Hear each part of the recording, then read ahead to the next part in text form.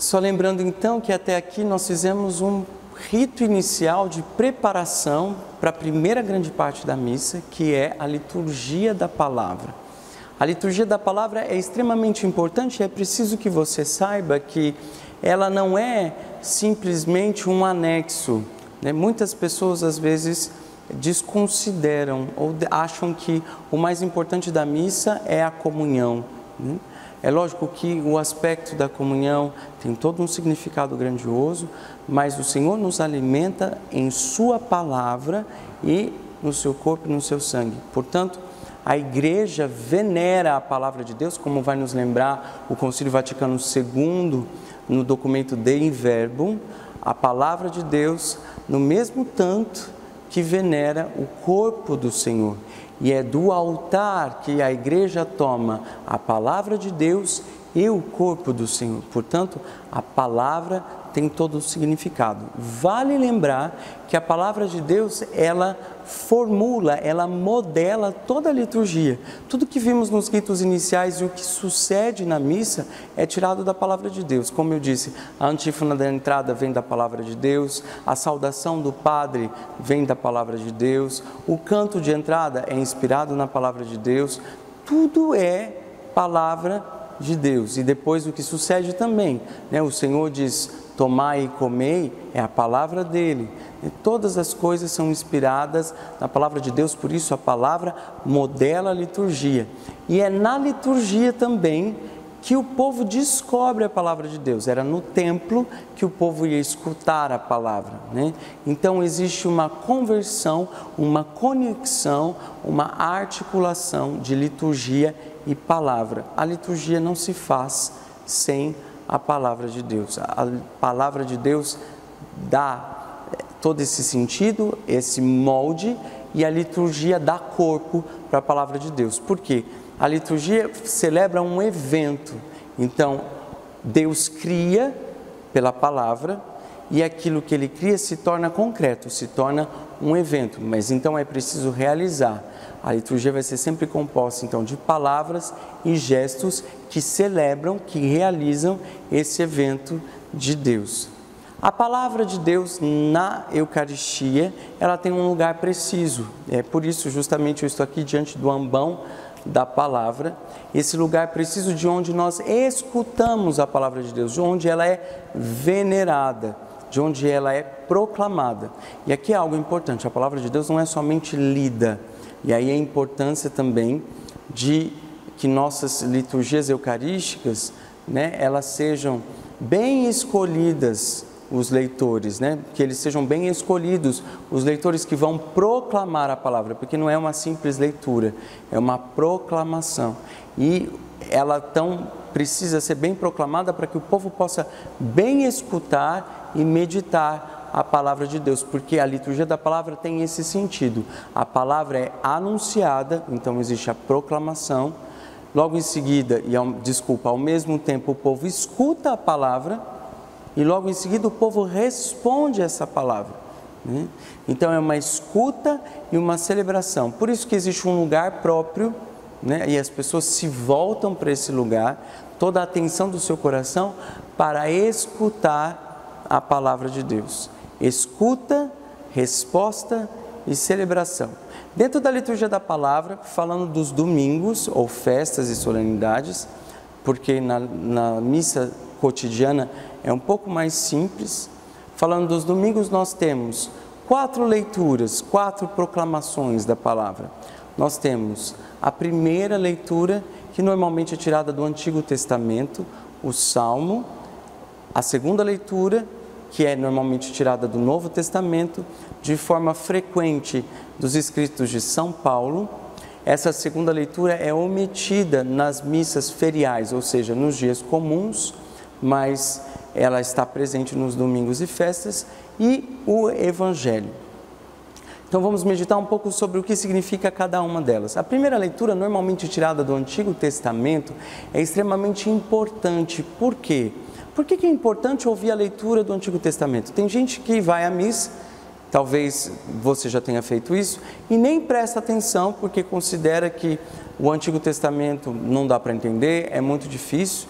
Mas é preciso saber que o Antigo Testamento prefigura o Cristo. Não se entende aquilo que Cristo fez sem ter visto aquilo que foi anunciado, que Deus pedagogicamente anunciou através dos profetas, no acontecimento antes de Cristo.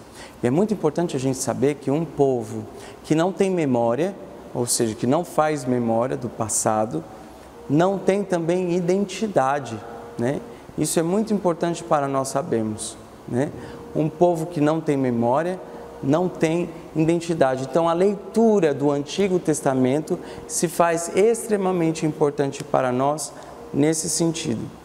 Logo em seguida, vem então o Salmo como resposta. Geralmente, o Salmo é cantado. E por quê? Porque justamente o povo vai responder à primeira leitura, mas não vai responder com a sua própria palavra. O povo vai responder com a palavra de Deus. Não poderia haver resposta melhor.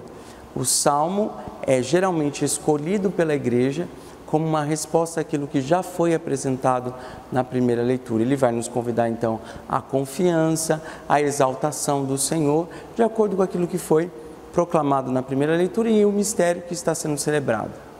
Em seguida, nós temos a segunda leitura que, como eu falei, muitas vezes é tirada das cartas de São Paulo. E ela mostra, então, a vivência da primeira igreja, da igreja primitiva, dos primeiros cristãos, o cotidiano, os conflitos e as alegrias que eles viviam.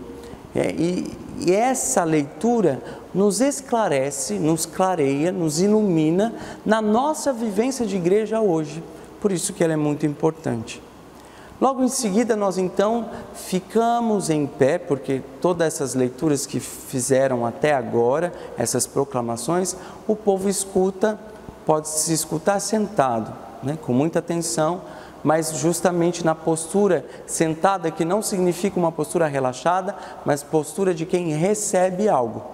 Logo em seguida, o povo fica em pé para aclamar o Evangelho, para exaltar o Evangelho, que é o próprio Cristo falando. Então a gente canta o Aleluia, exceto na Quaresma, onde o Aleluia é omitido por uma outra antífona, ele é substituído por uma outra antífona de exaltação da Palavra de Deus, para que a gente possa guardar o Aleluia para a Páscoa, que é uma expressão de ressurreição. Mas o povo aclama e fica em pé nesse sentido da ressurreição, da palavra de vida nova que eles vão escutar, e também no sentido de que é o próprio Cristo que fala. É por isso que o Evangelho só é lido por um ministro ordenado, só é proclamado, melhor dizendo, por um ministro ordenado. É o sacerdote quem proclama o Evangelho ou o diácono, porque é Cristo quem forma o seu povo. Ele não pode ser proclamado por um leigo.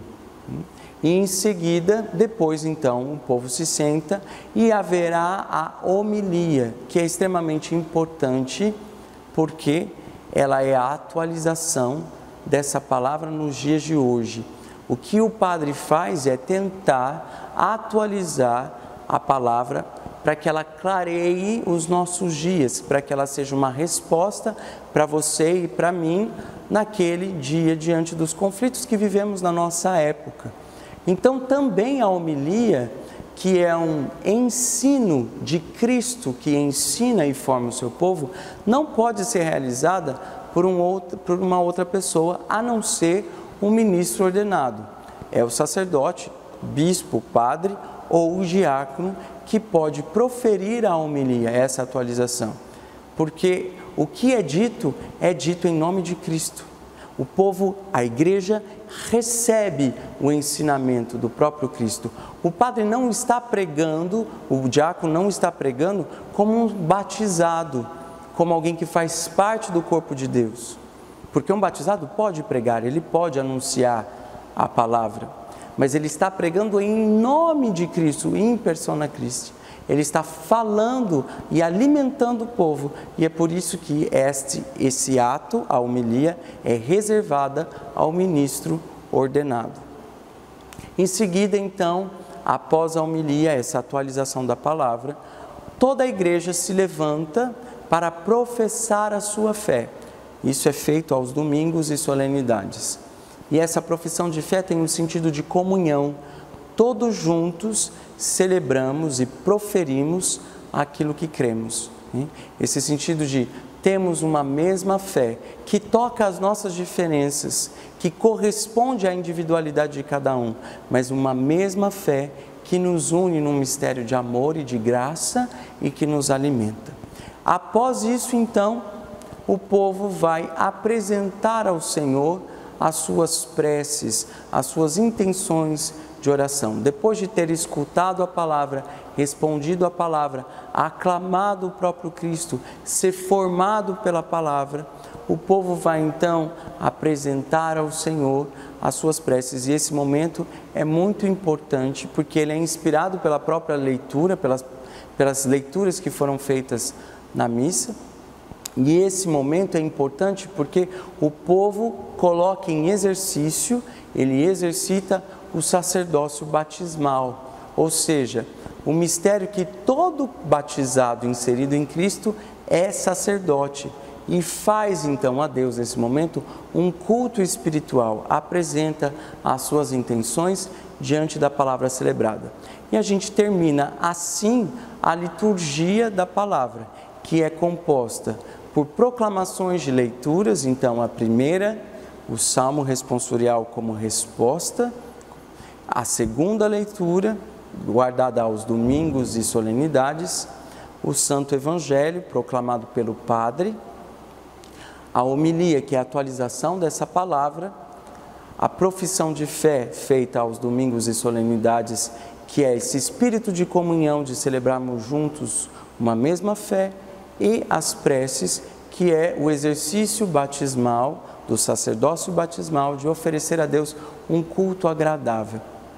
Vale lembrar, eu já disse isso um pouco, mas quero falar mais uma vez e insistir, a importância de que os leitores, aqueles que proclamam a palavra de Deus, sejam bem preparados, na consciência de que eles não estão fazendo uma simples leitura, não é um texto, eles estão emprestando a voz deles para a palavra de Deus, para que o Senhor fale através deles.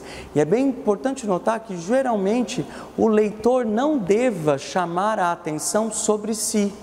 Então não é momento, caso ele erre, escorregue em alguma palavra, de pedir perdão, porque não se mistura a palavra dele à palavra de Deus. A palavra de Deus precisa correr pura e eficaz nos corações. Se ele errar, caso aconteça, ele retoma a palavra errada e continua o texto.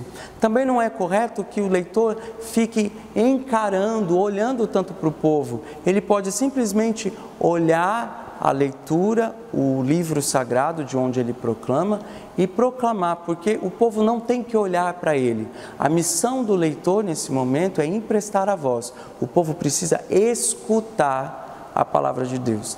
Existe muito hábito de folhetos, de pessoas que trazem artifícios para acompanhar a leitura. Isso pode ajudar. É errado? Não é errado. Mas o essencial é a proclamação e a escuta.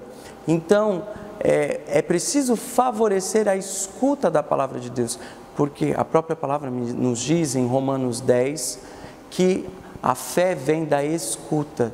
Então é preciso ouvir a palavra.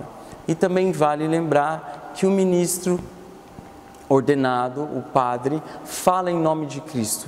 E ele precisa preparar a sua homilia. Ele não deve fazer de qualquer maneira, especialmente nos domingos e solenidades, onde a homilia é obrigatória, da parte do padre. Então que ele prepare e que ela não seja muito longa, nem muito breve nesses dias, que ela tenha o essencial. E é muito coerente nós, sacerdotes, pensarmos que a nossa palavra é uma atualização, mas ela não deve levar o maior tempo da missa, porque é meio incoerente que a nossa palavra ocupe muito mais espaço do que as outras coisas, acredito eu. O coerente é que ela tenha o essencial da atualização.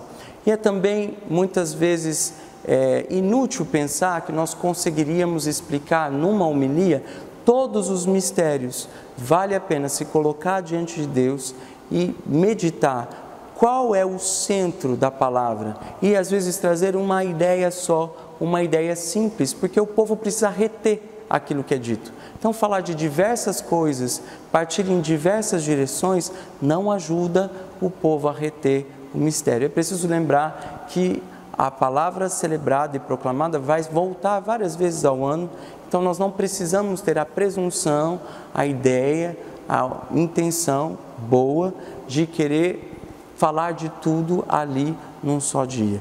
Esses são os conselhos, né? As indicações para bem celebrar esse momento. Escutar, prestar atenção, responder, para viver aquilo que a palavra nos ensina. Depois disso, nós daremos início então à liturgia eucarística, mas para isso a gente volta num próximo vídeo.